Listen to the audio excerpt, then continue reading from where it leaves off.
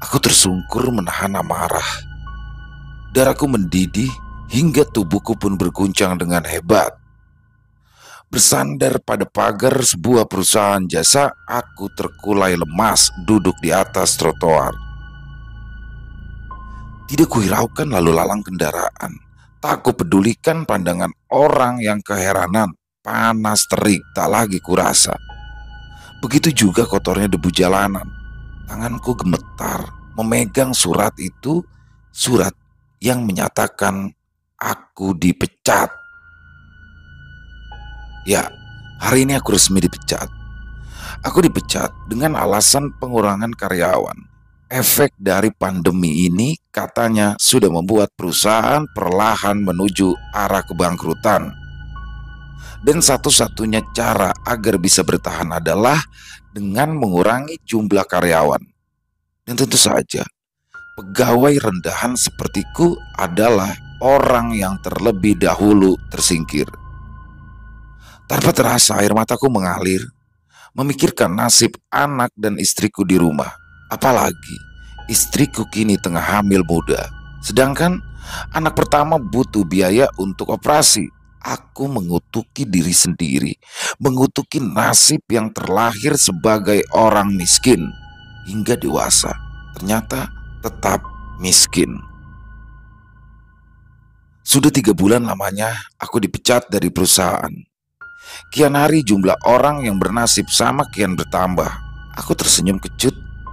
Setidaknya aku tidak sendirian. Berbagai upaya sudah kulakukan demi untuk menyambung hidup. Kadang aku bekerja menjadi driver ojol, dan terkadang juga menjadi manusia silver di simpang lampu merah. Mencari pekerjaan pun kini juga semakin sulit. Apalagi aku hanya mengandalkan ijazah SMA. Aku dan istri juga mencoba peruntungan dengan berdagang kecil-kecilan, membuka usaha minuman dan makanan yang kekinian. Namun, usahaku gulung tikar ketika memasuki bulan kedua tanpa balik modal. Aku pun semakin kalut ketika tabungan yang kukumpulkan selama bekerja telah habis tanpa tersisa. Perut istri semakin membesar dan biaya operasi anak belum juga terkumpul. Hingga suatu hari, seorang kawan lama datang menghampiriku di rumah. Dibawakannya beras, gula, minyak goreng, dan kebutuhan yang lain. Kuajak dia ke ruang tamu yang sempit untuk menikmati sekedar kopi pahit tanpa gula. Kawan itu pun menawariku sebuah pekerjaan yang sangat tidak masuk akal. Ya, pekerjaannya sebenarnya cukup sederhana. Aku hanya perlu bertemu dengan orang tua salah satu saudagar intan di Martapura. Lalu, aku akan mendapatkan imbalan uang dalam jumlah tidak terkira. Kau itu hanya perlu menerima wasiatnya. Setelah itu, kau dan keluargamu tidak akan pernah lagi menderita kemiskinan, ucapnya sembari menghembuskan asap rokok dari mulut dan juga hidung. Tentu saja aku tertawa mendengarnya. Ya, tertawa sinis meremehkan sekaligus tidak percaya. Bung, mana mungkin di zaman sekarang ada orang sebaik itu? Mana mungkin hanya mengikuti wasiatnya bisa membuatku jadi orang kaya dalam waktu singkat, sautku setengah terkekeh. Dan tanpa banyak bicara, kawanku ini tiba-tiba saja mengeluarkan sesuatu dari dalam tas punggungnya. Sebuah kantong kresek berwarna hitam. Kantong kresek itu pun ia taruh di atas meja beberapa senti jaraknya dari cangkir kopi. Buka, ujarnya pelan. Ketika aku buka kantong kresek itu, seketika aku tersentak. Mataku berbinar hingga rasanya hampir copot saja. Di depanku kini tergeletak segepok uang berwarna merah. Itu baru uang muka, 10 juta. Nanti kau akan mendapatkan tambahan setelah bertemu si nenek. Aku mendongak, belum yakin 100%. Tentu saja aku sangat tergoda, tapi ada rasa sedikit khawatir. Ya, aku merasakan kejanggalan di sini. Sudah, terima saja. Ingat, istri dan anakmu itu butuh biaya. Tapi Din, aku tidak mau mencari perkara. Aku Aku tidak mau menghabisi nyawa orang. Kusodorkan lagi gepokan uang itu kepada Udin kawanku. Namun, ia justru terkekeh seperti orang gila. Nang, aku tidak ada niat untuk membuatmu celaka. Kalaupun aku sedang mencari seorang pembunuh, maka kau adalah mungkin orang paling terakhir yang akan kudatangi. Bantu aku sekali ini. Setelah itu, kau tak perlu lagi melihat wajahku. Bujuk Udin setengah memaksa. Tapi kenapa aku?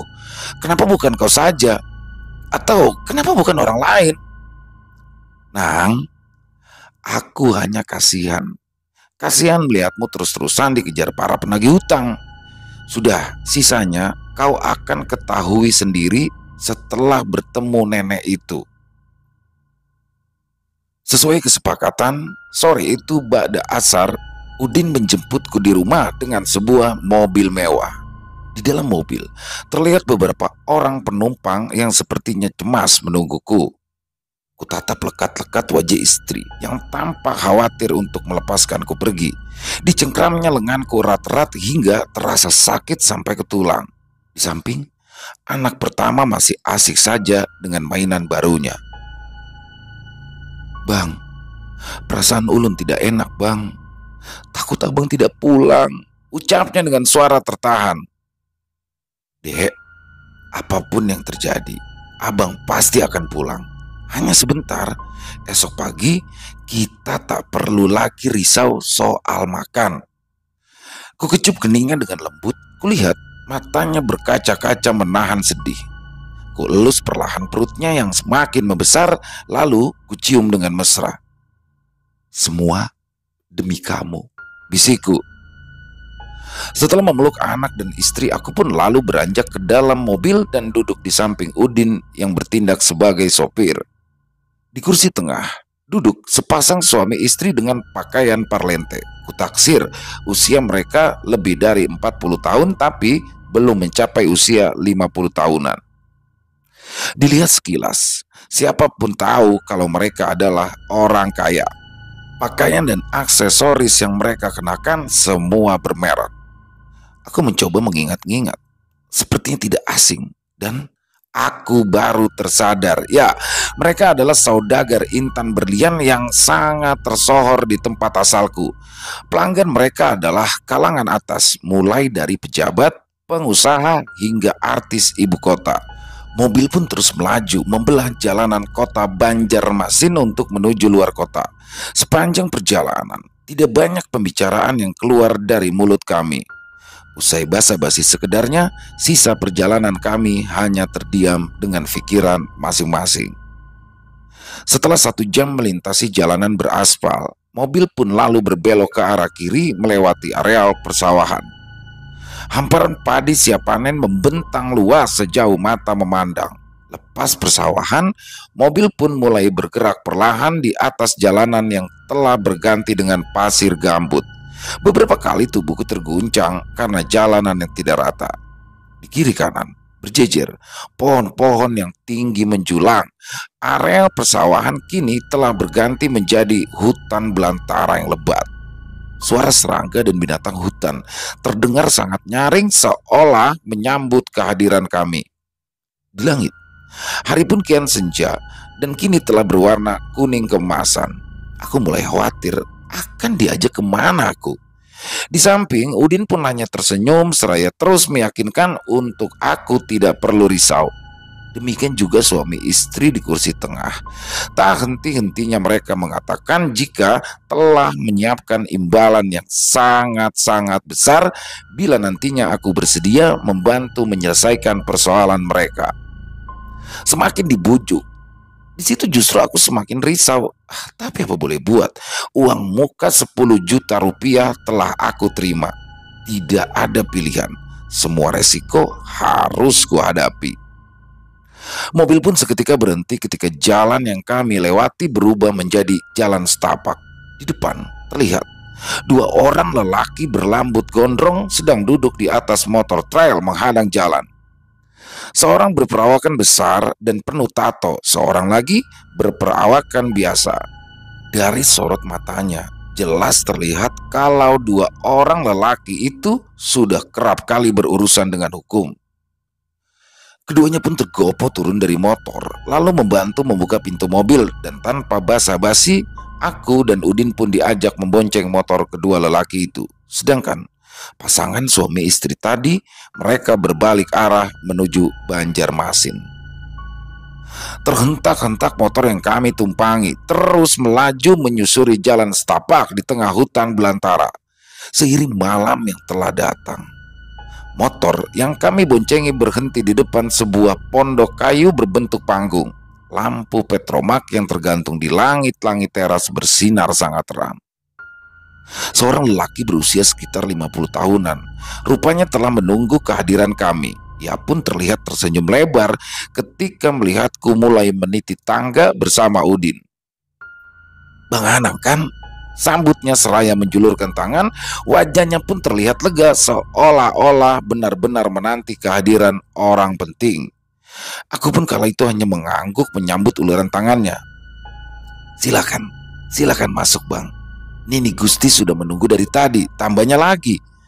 Sesaat aku pun ragu untuk membuka pintu, apalagi hanya aku yang diperbolehkan untuk masuk, sedangkan 4 laki-laki lainnya hanya menunggu di luar. Dari arah hutan, suara burung hantu dan juga serangga malam terdengar saling bersahutan, membuat nyaliku semakin menciut. "Nang, sudah masuk.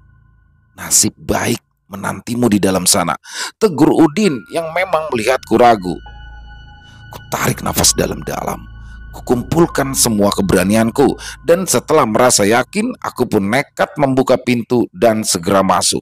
Di dalam pondok, kala itu kulihat ada seorang perempuan tua tengah duduk bersila di dalam kelambu, dan maaf, berbau amis.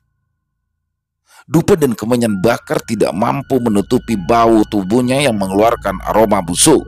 Di depannya terdapat sebuah guci berukuran sedang yang dibungkus kain kuning. Guci itu dikelilingi sejumlah lilin yang menjadi penerangan di dalam pondok itu. "Cuk, kemarilah," panggil nenek itu dengan suaranya yang parau. Takut-takut, aku mendekat perlahan. "Bukalah kelambunya." Kusibakan kelambu itu, nenek itu langsung menatap tajam ke arahku. Wajahnya pucat dengan garis tulang pipi yang sangat menonjol, hampir seperti tengkorak yang hanya berbalut kulit. Seketika bulu kuduku berdiri, apalagi saat ia mulai menyuruhku untuk duduk di hadapannya. Entah kenapa, aku pun tidak berani beradu mata dengannya. Aku hanya terus menunduk karena sorot matanya membuat jantungku hampir lepas. Aku juga terpaksa bernafas melalui mulut karena aroma anyir yang sangat menyengat. Dan sekilas aku tahu ia adalah wanita terhormat. Nenek di depanku ini mengenakan kebaya dengan rambut yang tersanggul rapi. Jelaslah bahwa nenek ini memang benar dari kalangan terpandang. "Kamu sudah tahu kenapa kamu di sini, Cuk?" Aku hanya menggeleng, mulutku seolah seperti terkunci untuk bicara. Nenek itu pun tiba-tiba menyentuh daguku, memaksa aku untuk beradu mata dengannya. Tangannya terasa sangat dingin, sedingin es batu. Aku pun semakin gelagapan ketika nenek itu mulai menyeringai. Jantungku berdegup kencang, tubuhku kaku tak bisa bergerak. "Tenang, tenanglah Cuk. Aku ini terlalu tua untuk mencelakaimu. Justru aku akan membuatmu menjadi orang yang beruntung." Aku lagi-lagi hanya diam sembari mengatur nafas. Aura nenek ini benar-benar mengintimidasiku. Bukalah guci itu, Cuk," perintah nenek dengan pelan. Dan bagai kerbau yang dicucuk hidungnya, segera kuturuti permintaannya itu. Hatiku berdebar-debar ketika kulihat tumpukan uang ratusan ribu yang sangat banyak. Tumpukan uang itu tersusun rapi dalam gepokan. Di atasnya ada sebuah mangkok keramik kuno dari negeri Tiongkok. Dan di dalam mangkok tadi ada cupu, semacam guci yang berukuran kecil dan terbuat dari batu. Di samping cupu ada gunting emas serta pisau dengan gagang yang terbuat dari gading. Kau lihat uang itu? Jumlahnya 150 juta. Dan semuanya akan menjadi milikmu asal kau mau menerima wasiatku. Darahku berdesir mendengar uang itu akan menjadi milikku. Jujur, hati kecilku sebenarnya sangat tergoda. Namun, aku juga khawatir karena semua belum jelas wasiat apa yang akan diberikan. Aku pun lalu kembali duduk di hadapan nenek tadi, membawa mangkok keramik dan isinya sesuai dengan permintaannya. Pasti banyak pertanyaan. Sebenarnya kenapa kau bisa sampai di sini? Ucap si nenek seraya tersenyum. Iya nih, balasku seraya mengangguk. Sebenarnya wasiat apa dan kenapa ulun yang dipilih menjadi penerus? Si nenek pun lagi-lagi tersenyum, namun kali ini terlihat tulus. Cahaya lilin yang temaram menyinari wajahnya yang terlihat seperti orang sakit. Jujur, ada sedikit rasa iba kalau aku melihat keadaannya ditelantarkan di tengah hutan belantara seperti ini. Aku sudah terlalu lama hidup di dunia ini. Anak serta cucuku tidak ada yang mau mewarisi asal muasal kekayaanku. Mereka hanya mau menikmati harta yang sudah kukumpulkan sedari aku muda. Si nenek pun lalu terdiam menghentikan bicara. Matanya berkaca-kaca seolah ada yang ia sesali. Dan karena tidak ada yang mau meneruskan, kami semua lalu sepakat untuk membayar orang agar mau menjadi penerusku. Aku masih enggan bicara, mencoba memahami maksud yang ia ucapkan. Kau tahu ini benda apa? Tanya nenek seraya mengangkat cupu kecil yang ada di hadapanku. Maaf nih, ulun tidak tahu, jawabku sambil menggelengkan kepala. Benda ini membawa keberuntungan. Berapapun uang yang kau belanjakan dari dalam guci, maka semuanya akan kembali. Seperti yang tadi ku bilang, uang di dalam guci itu akan menjadi upahmu. Uangnya bisa kau jadikan modal untuk berdagang. Ingat, hanya berdagang. Apapun usahamu pasti berhasil. Keuntungan bisa kau kembangkan untuk usaha lain. Mulailah dari bawah agar tidak ada orang yang curiga, dan setelah itu maka kau akan bisa menjadi saudagar di tanah Banua. Mengerti? Aku pun lagi-lagi hanya membisu, tak tahu bagaimana caranya harus merespon. Melihatku tidak mengucapkan sepatah kata pun, si nenek pun lalu membuka tutup cupu yang terbuat dari kayu cendana. Isinya ia keluarkan, ditampung ke dalam mangkok keramik. Ya, minyak kental berwarna hitam menetes dari dalam cupu. Setelah dirasa cukup, si nenek pun lalu memotongnya menggunakan gunting emas, dan tanpa meminta persetujuan, si nenek ini langsung saja meraih tangan kiriku dan dengan cepat pisau yang sangat tajam menggores telapak tanganku. Seketika aku pun lalu menjerit kesakitan hingga mengeluarkan air mata. Ingin ku tarik, tapi cengkramannya di tanganku teramat sangat kuat. Saat itu aku ingin marah, tapi aneh, seketika urung. Tatapan mata nenek yang tajam lagi-lagi menghujam jantung. Darah dari telapak tanganku ia teteskan ke dalam mangkok, bercampur dengan minyak kental tadi, dan sungguh ajaib. Minyak kental tadi bagaikan makhluk hidup. Ya, minyak itu bergerak-gerak dan langsung menyatu dengan darahku. Sakit yang kau derita tidak seberapa dibanding nikmat yang nantinya kau akan terima. Setelah agak longgar, segeralah aku tarik tanganku dari cengkramannya. Luka di telapak kiriku masih terasa sangat perih, namun aku hanya meringis untuk menahan sakit. Kau hanya perlu meminum darah di mangkok ini, maka kaulah yang akan menjadi penerusku. Minyak kauyang serta harta di dalam guci bisa kau bawa pulang, tapi ada ritual terakhir yang harus kau lakukan. Ritual terakhir? Akhirnya aku pun baru berani membuka suara karena sangat penasaran. Ya, ritual terakhir. Darah di dalam mangkok itu harus dicampur dengan liurku. Si nenek pun tiba-tiba menyeringai, membuat bulu kuduku mulai merinding. Apalagi rambutnya yang tadi tersanggul rapi langsung terjatuh dan tiba-tiba saja terurai acak-acakan. Suasana ruangan juga mendadak terasa dingin, lebih dingin. Satu persatu, lilin yang mengelilingi guci mendadak padam. Ruangan benar-benar gelap, tidak ada satupun yang bisa kulihat. Terdengar suara tulang patah. Aku merasa ada yang tidak beres. Dalam keadaan panik, segera kurai handphone yang ada di saku celana. Secepat kilat ku nyalakan senter dan langsung kusorotkan ke arah si nenek. Astagfirullahaladzim. Aku menjerit ketakutan. Tubuhku gemetar, lututku terasa lemas. Rupanya kepala si nenek ini berputar 360 derajat. Kepala itu terus berputar perlahan diiringi gemertak tulang patah. Darah segar mengalir dari lehernya, matanya kini melotot penuh amarah. Sepasang taring mulai tumbuh di celah-celah bibirnya. Aku membaca ayat kursi, tapi bacaanku acak-acakan.